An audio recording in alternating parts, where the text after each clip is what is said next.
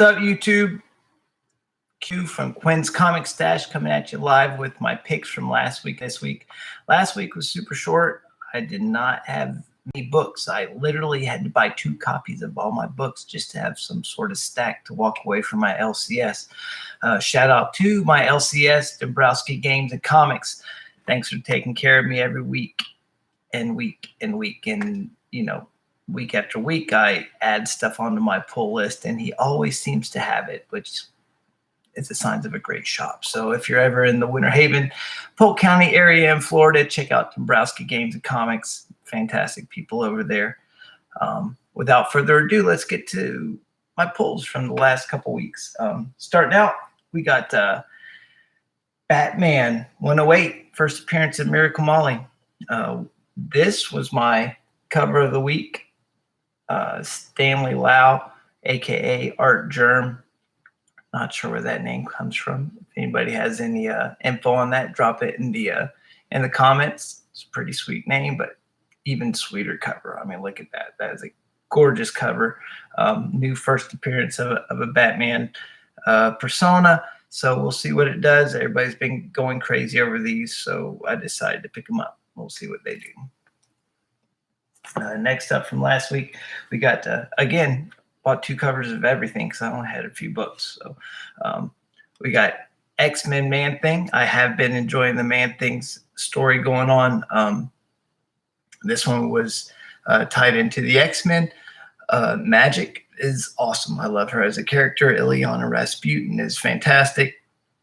You know, this cover here had Forearm in it. And if you're an old school 90s X-Men fan like I am, that's the last time I think we saw Forearm was in the 90s. So, you know, he showed up on the cover. I had to give it a shot. Love Man-Thing. And this story's been awesome. I'm excited to see where it goes from there. I think they're building to some sort of Man-Thing mini-series or something. It's been a pretty cool story thus far. Next up, another 2 covers for the same issue. We got Carnage, Black, White, and Blood #3. Stories, and these are fantastic. They're little mini stories. They each have 3 stories in them by different artists and writers, and they're just super cool, super violent, awesome Carnage stories. This was actually a close contender for cover of the week for me. I just absolutely love that cover. It's insane. He's finally getting Spidey, and you know, give him his just desserts, as they say. You know, so way to go, Carnage.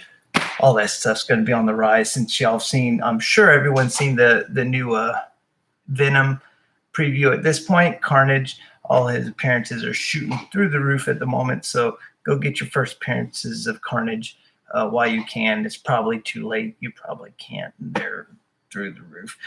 Thanks, Rod, for my very first appearance of Carnage, which I have hanging on my wall over there, which I got from Rod the Rican. We'll move on to this week's books. Starting out, this week's books were fantastic. I have a ton of indie books. I say a ton. It's just a ton in comparison to my Marvel books. I only have 1 Marvel book for the week. The rest of my books are indie books. So Rod's really starting to wear on me. You can blame it all on him. He's turning me on to the indie stuff, and you know, I mean, it's good stuff. What can I say? Starting out, we got What If. We've got Spider-Man, Spider Shadow. Love the first issue of this. Chip Zdarsky, super mark for that guy. He's writing fantastic stuff. This is like, what if Peter Parker went to the dark side when he got the Venom symbiote? And it's a story within that realm of storytelling, and it's really cool. It's dark.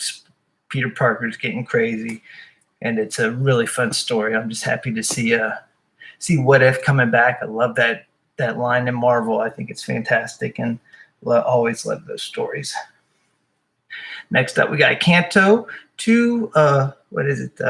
City of Giants. Kanto is Kanto. Everybody should be reading this at this point. Shouldn't be a surprise to anybody. Super looking forward to checking this book out this week. Kanto's fantastic. Looks like it's going to be hitting the big screen sometime soon, whether CGI or whatnot. But it's a perfect perfect storm, I feel like, for this book really to go through the roof.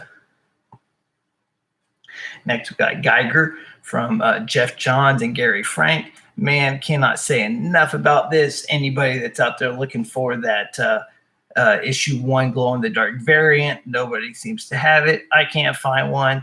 Anybody that knows where you can get them, please hit me up. I'd love to get one. Been looking for it. But what's better than one radioactive wolf is one radioactive wolf with 2 heads. So, you know, I mean, that's all I got to say about this. This book is fantastic. Jeff Johns writes a hell of a story, and Gary Frank illustrates it to perfection. It's beautiful. Next up, we got Silver Coin #2, and that's actually not my camera for a change, which I know really sucks. It's just the abstractness of this cover, the coloration in it and stuff. It's actually super cool. It almost looks like a 3D cover when you're looking at it. I love it. There's a litany of fantastic artists and writers on this book. It reminds me a lot of Tales from the Crypt. You know, you got this coin that you're following throughout history. It's got these powers, or this curse, we'll say, and it affects everybody differently. The first issue was fantastic, and really enjoyed to see where it goes from there. So can't wait to read #2 for that. Last but not least, Sea of Sorrows #5. My guys, Richard Dueck and Alex Cormack, my 2 favorite horror writers and creators in the industry right now, put out a fantastic, chilling tale of pirate treasure hunters out on the ocean looking for treasure, and they encounter much more than what they were bargaining for. And it's a chilling tale. It's a horror comics at its best, and cannot recommend this enough. You guys check out Sea of Sorrows. It's fantastic. Their work before Road of Bones was a very haunting tale as well, and I cannot recommend these guys enough. I'll check it out. And that's all I got for books for the week. I do have some other stuff to share with you guys. Take a little breather here and reach out. I got some gifts this week. Thank you to ASM 129, my brother Mark Perica, guy who got me into comics. Love you with all my heart. Actually found some toys for me this week. I want to share them with you guys. I have not been able to find this yet. Finally got the Masters of the Universe Panther. You know, the first wave of them are everywhere here in Polk County in Florida. The second wave has been extremely hard to find anything from. You know, I got lucky. I found a Scareglow and a Trapjaw. That's been the only second wave stuff I've actually seen on the shelf. My buddy Mark found me a Panther. Where was he? I think it was over in Brandon, Florida, actually, where he found this. And I'm looking super forward to the second wave of these Motu Universe Origins toys coming out. I want all the villains. I've always been a villains guy. The heroes can stay on the shelf, but give me all the villains all day long. Also out there, I saw a lot. Just today, actually saw a bunch of the artwork for the new Masters of the Universe Revelation series. It's going to be going to Netflix, and it is amazing. You guys have to check that out. It's going to be fantastic. Kevin Smith's directing it. He said he's taking it straight from the source material from the end of the first series and building from there. And it looks amazing. You guys hit Instagram. It's all over the internet now at this point, so I'm sure you've seen it.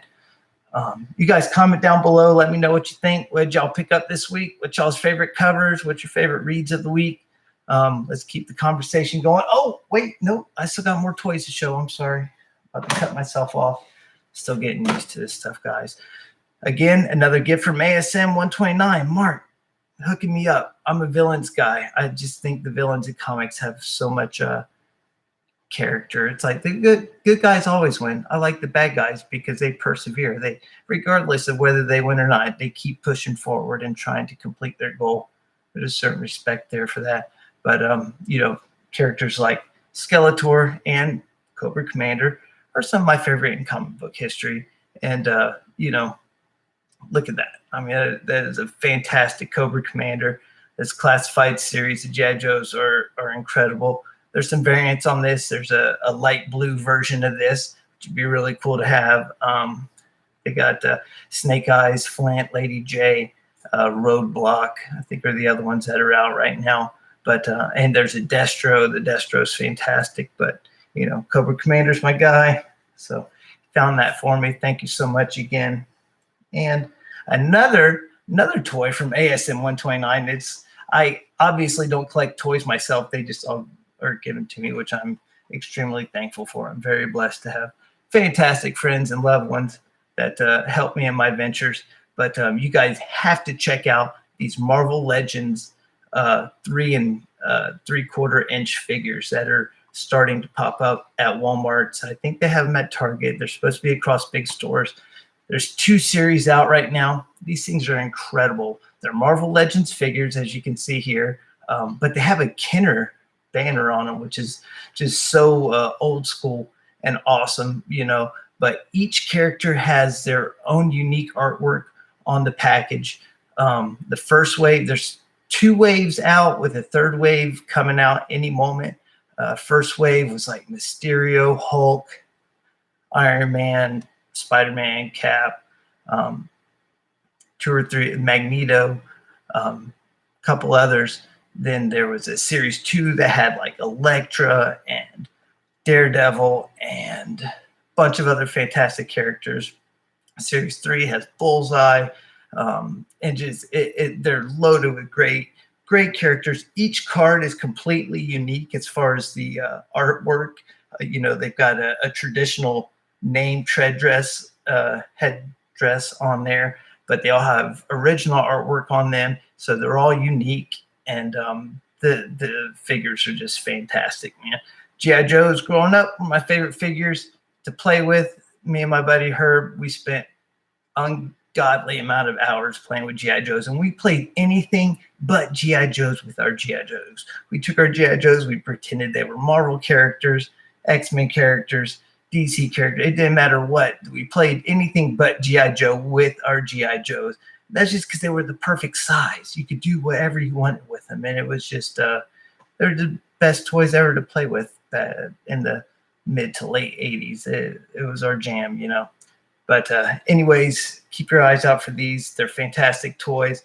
Got these beautiful cards on each of them with unique art for each and every character. Let me know what you guys think down in the comments. Hit me up. Love to keep the conversation going. What are you guys reading? What are you guys enjoying? What toys are y'all out there hunting? And we'll talk again soon, all right? Appreciate it. Thanks for the love and support. Love you guys. Comic community keeps me going. Appreciate it. Thank you.